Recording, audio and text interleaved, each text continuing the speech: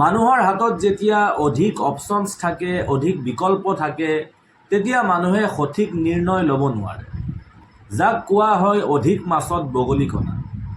আৰু ইয়াক সাইকোলজিত analysis paralysis বুলি কোৱা হয়।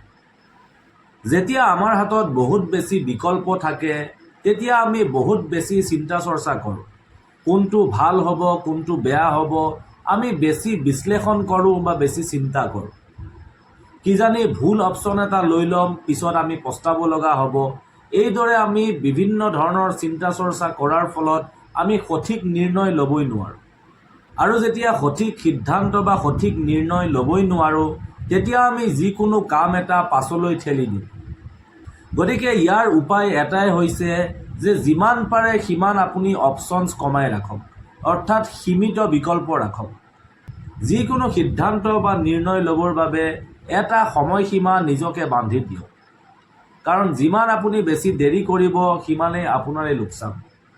ইয়াৰ উপৰিও আপুনি কেতিয়াও বেছি পাৰফেক্ট বিচাৰি নুফুৰিব। যোনটো ভাল হয় আপোনাৰ কাৰণে সেইটোৱে আপুনি সিদ্ধান্ত লওক, কাৰণ 100% পাৰফেক্ট আজিলৈকে কোনেও পোৱাও নাই আৰু কেতিয়াও নাপায়ো। গতিকে যিটো আপোনাৰ পক্ষত ভাল হয় সেইটো সিদ্ধান্তই ল'ব। 100% পাৰফেক্টৰ আশাত আপুনি কেতিয়াও নাথাকিব। গতিকে বেছি অপশ্যনছ বা বেছি বিকল্প হোৱাৰ এইকেইটাই হৈছে লোকচান, যে আপোনাৰ ব্ৰেইনে কাম নকৰা হৈ যায়। কোনটো ল'ম, কোনটো নল'ম, কোনটো ধৰিম, কোনটো এৰিম, আপুনি একো বুজিয়ে নাপায়। গতিকে যিমান পাৰে সীমিত অপশ্যনছ ৰাখক, যিমান পাৰে সঠিক সময়ত সঠিক সিদ্ধান্ত ল'বলৈ চেষ্টা কৰক, আৰু পাৰফেক্টনেছৰ পিছত দৌৰিব নালাগে।